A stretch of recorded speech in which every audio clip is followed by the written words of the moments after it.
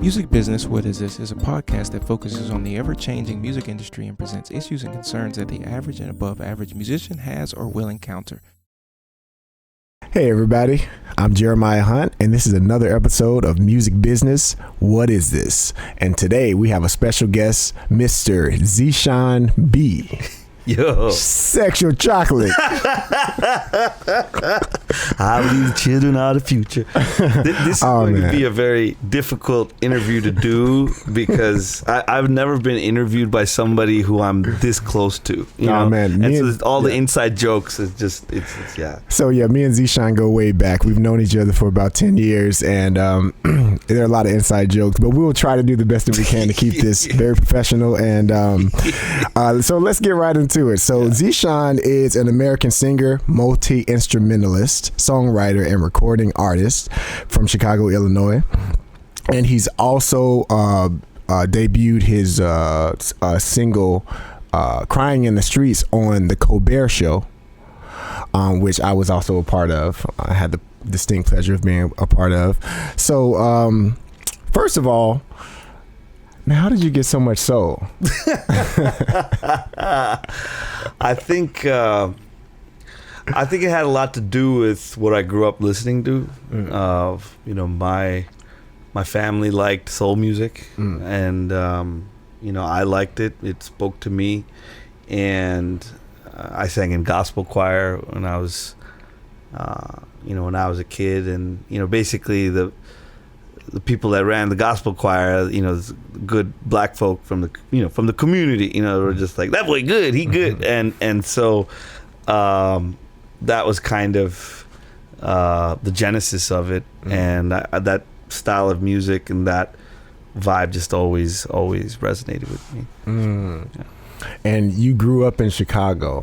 I grew up outside of Chicago. I grew up in Villa Park initially, and then my family, we moved to Lombard. So I lived in the burbs, but I had a lot of formative experiences in the city. My aunt lived in Rogers Park, which is where a lot of Indian folks live at the time, especially. And so we'd go to the city a lot. And Chicago, my mother also worked at the Cook County Hospital back during the crack epidemic and some crazy stuff. And so the city had some presence in my life, but the aspects of the music and the fact that music was just constantly in my household, and Chicago music was something that I was always very proud of. That's very cool. And I want to get into how you sort of integrated these two styles of music with soul and R&B into your culture, which is Indian music. I want to get into, let's just talk about that right now. What sort of prompted you to fuse these two styles together and turn it into a brand? I think it just, for me, there's so much of it was trying to find my own compositional voice and my own artistic voice. The compositional voice came later. It took me much longer to come to a place where I'm like writing my own music, where I think it's good. The artistic voice, I would say, maybe came a little sooner. And with the artistic voice, I had to kind of imagine, like, when I'm out there, what are the things that I want to represent that are authentic to me? And to me, well, I am Indian. There's no question about that. The DNA doesn't lie, folks. But ain't lying. Here we go with the inside jokes. And the fact that black music was such a part of my upbringing, my musical upbringing, I decided at some point, well, if there's a way that I can mix these elements together, would be very authentic to me. And I've sought to do so ever since. And at what point did you realize that you wanted to sing and play music as a career? Oh man, I think for me it was in college. I went to a conservatory, and which conservatory? Northwestern. So it's like Northwestern University, which I say is conservatory in all but its name, as far as the style of music education, the pedagogy and the aesthetics, the sort of conservatory performance practices and things like that, and educational methods. And so I was pushed into learning classical music because that's just what you did. And,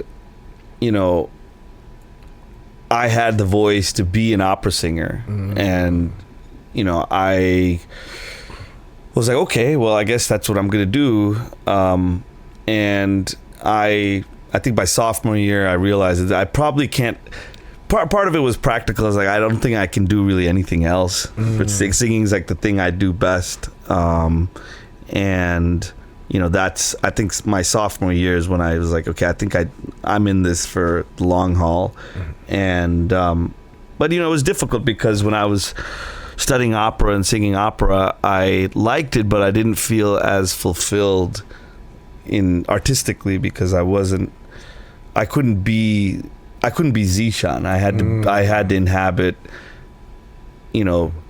some character that Mozart wrote about in like the 1780s or whatever. And so it's like, do I look like a Spanish nobleman? Nah, not really. But do I look like Zeshan? Yeah. And do it, so it's like, it took me time to kind of break out of that and, like I said, try to find my artistic and compositional voice. And I was just going to ask, did you face any challenges as an opera singer, just based off of your culture or anything like that?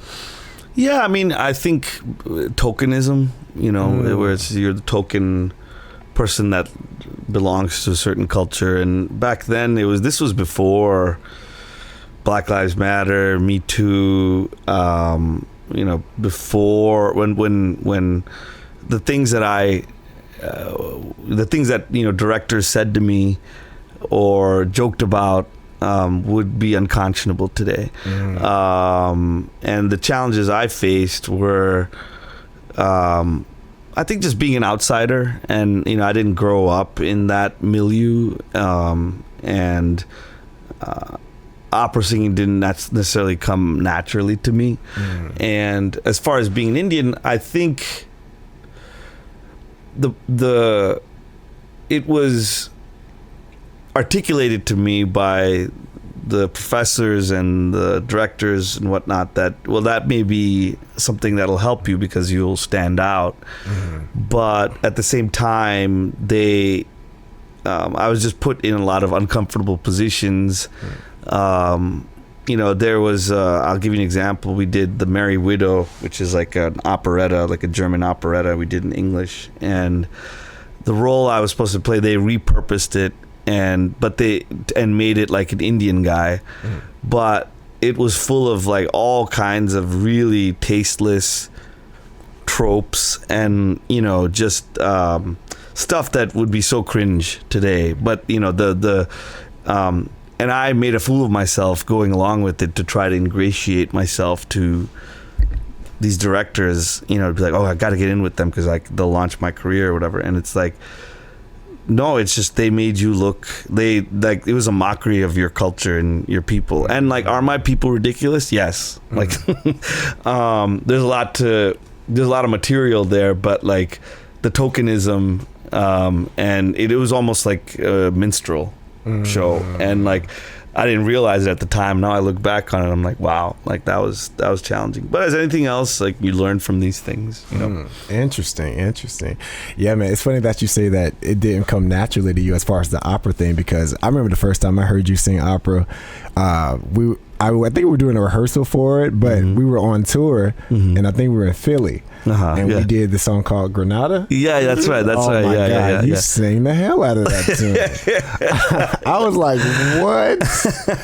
My God. So that just sort of surprised me, you know, because I mean, I've always heard you sing, you know, you started singing the R&B and soul, and then when I heard you sort of use your language to fuse it with the R&B, and so I was like, man, this is great. And then you came out with the opera, and I was like, dude, this man is something else. He's definitely a force to be reckoned with. Well, that was a fun show. That was the Boot and Saddle. I remember the name of that club in Philly. Yes. Man, that was a good time. Oh my and gosh. Being on the road with Jeremiah is just a beautiful experience. Just like we have such a wonderful friendship that has blossomed, and we can look back to so many memories like that are just like precious. But I'm glad that the opera bit, you know, resonated with you guys, because I didn't know how it would go, and it was at that time where I was just thinking, okay, just do something that people will like, you know. And it was that, you know, shock value sort of thing, and you know, that's in today's market, that's a big thing. It's like, will this become a TikTok reel, you know? and when you have that mentality, you're willing to just do things. I think it worked in that scenario. We made it kind of like a Latin soul type of like arrangement, and I was proud of that. I was actually really proud of that. Because the setting was like, you know, R&B setting, bass. Yeah, exactly. It wasn't like traditional classical instruments. Yeah. It was a classical tune. Yeah. Cute. It was fun, man. It was fun. So, all right. So let's get into talking about the music business. What was your first step as far as, you know, understanding that, okay, this is not just music that I have to do with, it is also a business. So what is your first steps, your first you know, thoughts about becoming an artist, looking at it from that perspective? It's funny because I would say the first step, or the first steps that I took, I was more like I was stumbling, you know, and you learn, these are the things you learn on the job, you know. Absolutely. Some schools prepare you for it. Like I just did a talk yesterday at Columbia College, and they have a music business class, and they have really legit people teaching that. I went to a school that was not emphasized. It was emphasized the technique of singing and the aspects of music, which are really important. Right. But once I got out there, I was a deer in headlights. So, so for me, there was a lot of missteps, I would say. I think I've always, though, had some aspect of being entrepreneurial, as far as like, yes, like, if I'm going to do this, like, this has to be buttoned up, you know? And I wouldn't say I've always was consistent about it, but I knew that, like, it takes building relationships, being in this field, like, it takes leadership, it takes accountability, and, you know, I learned some of that on the way.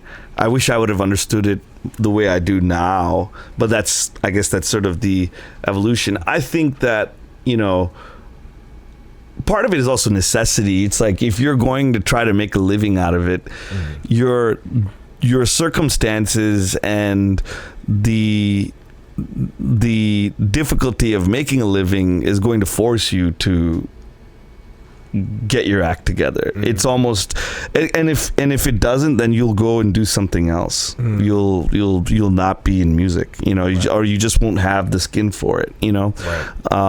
So part of it is just circumstances, being a victim of circumstance too. Talk a little bit about going into building those relationships, like how a manager, booking agent and stuff. I mean, you were on a national TV show, you know, what talk show? Stephen Colbert. Talk a little bit about that experience, and how did you end up getting there, and what did you do to get there? Well, you know, I took a lot of risks.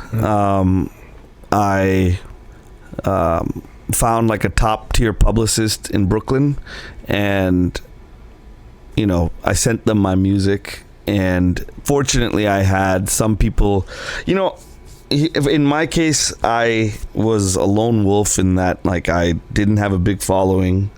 I mean, this publicist, Shortfire Media, they represent Bruce Springsteen and Elvis Costello and Common and, St. Vincent. I mean, big names. And, what I did was I leveraged my relationships. I had, Anthony Musiala, who is the A&R at the small record label here in Chicago called Minty Fresh, who was kind of like, as we say in the industry, my rabbi. Like, he really believed in me and was like, okay, this guy is like, got something special, even if, like, nobody else has noticed that yet, right. And so he put me in touch with certain people, and I leveraged that relationship to make other relationships. And he was able to, I mean, it pays to have a hype person, sometimes people need to be told that this is great, like, like, that boy good, he good, like, it's like they need to be told, but that boy good, like, and Anthony did that with some of these people in New York, and they were able to look past the fact that, like, this guy's a no-name, he doesn't have a big following, but he's got a great product and a great story and a great message, and I took some risks, man. I put a lot of money. I put a lot of debt on my credit card, on my business credit card, to hire this publicist, and it was a gamble. It's like, will they be able to get me some opportunities that will make this worth it? And ultimately they did. But there is an aspect of risk taking that I did, and so they got me first on NPR, and then and then after NPR we leveraged that to get onto get that a really awesome review on Rolling Stone. Rolling Stone magazine in 2017 named me as one of, like, the top 10 artists you need to know, and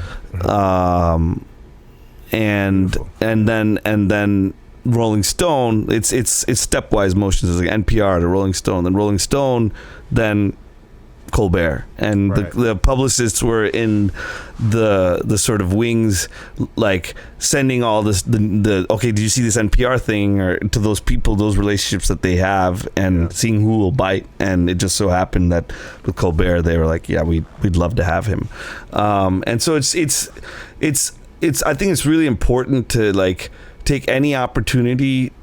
Like, any opportunity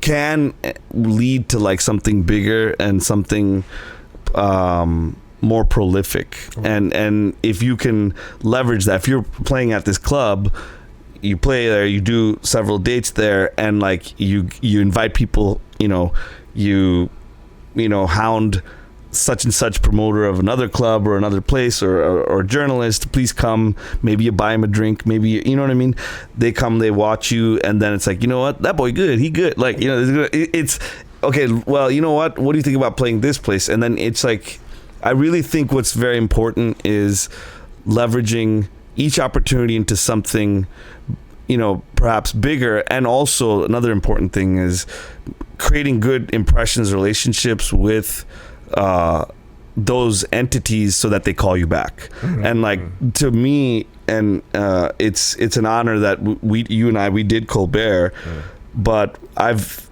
been invited back twice since then, and one time was during the pandemic, right, where you and I we did the remote filming video that looked like a heist film thing. That was fun. The mask on and everything. Exactly. But it's important to get called back, and to get called back, you do is you show up, you do the right, you do well, you are professional, and so getting repeat offers is a thing. And so, but yeah, as far as getting on there, there's all that stuff that happened behind the scenes, as far as, and here's the thing, like, if you land certain opportunities, if you're lucky to land those opportunities, people come out of the woodwork. The industry will, because the music industry is always 10 steps behind the next cool thing that's happening. Right. And there's like, oh, why didn't I hear about you before? It was like, well, I don't know. I mean, I've been at this for a while, but right. Now that NPR says something about it, okay, well, and so you'd be surprised if you do a prolific thing, how people come out of the woodwork they want to be a part of your vibe. There's also an aspect of that when things start to slow down, where all of a sudden, the people that were all about you and were all wanted to be in your orbit, right, they have a short attention span. And so, and that's not, and it's important not to take that personally, because that's just how this business works. It's frivolous and capricious in that way. Right. But anyway, I was kind of rambling. That's two very important things that I took away from that was creating good relationships, yes, and making them precious, yes, and then taking risks. Yes. There's a quote from a documentary that we did in my high school. A great drummer, Jamison Ross, he said, if you love the music, you take risk. And then he said, if you love anything, you take a risk. So very beautiful. Absolutely. Well, I got one more question. Yeah. So you're a married man. Yes. Should musicians get married? Yeah.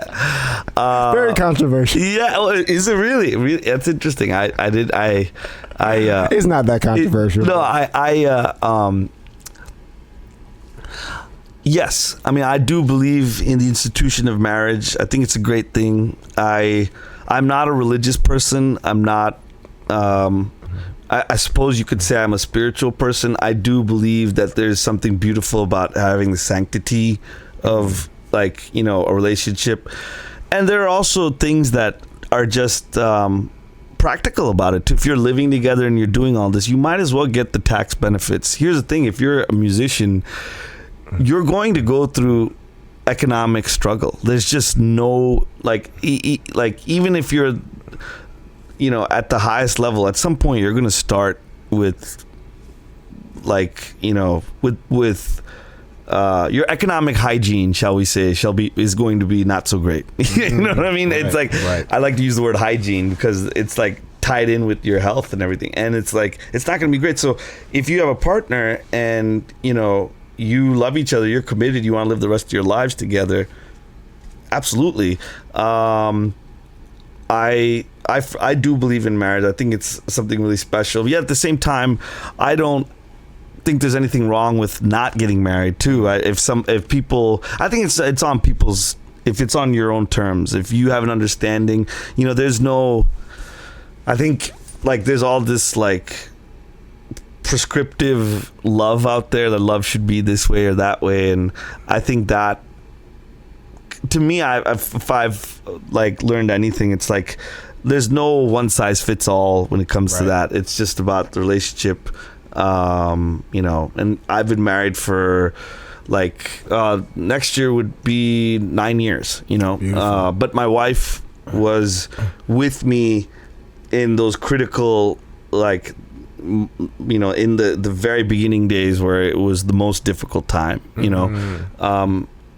and I was with her when she was in her beginning phases of her career, and so it's that really bonded us, and that was really special.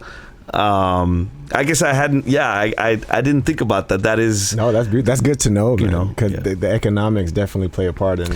They do, if not, because I can't even everybody's situation is different, but there is a practical side to that, where it's if you're in that relationship already, why not tie the knot and make it easier on yourselves?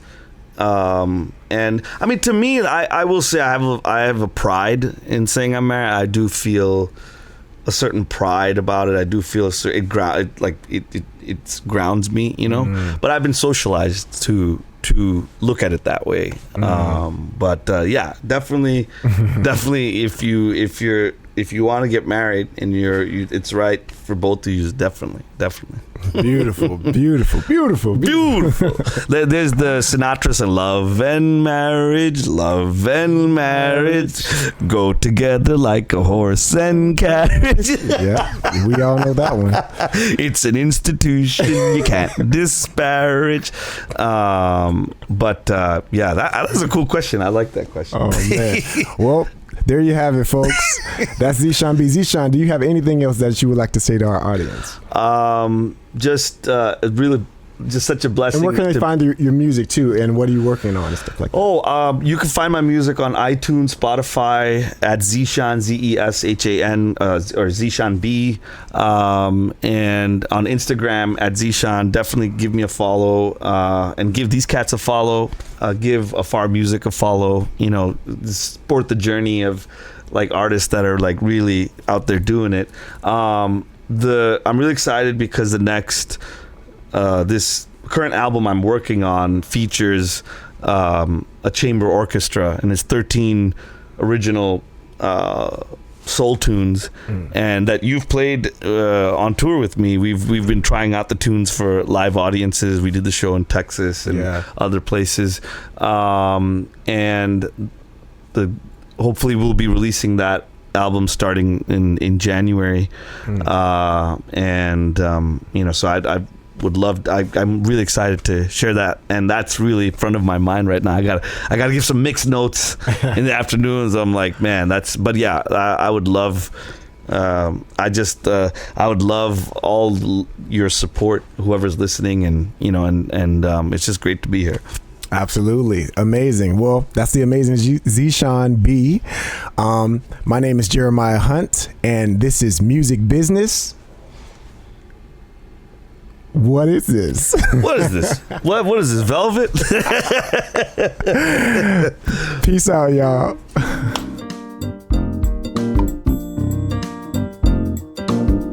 This program is partially supported by a grant from the Illinois Arts Council Agency.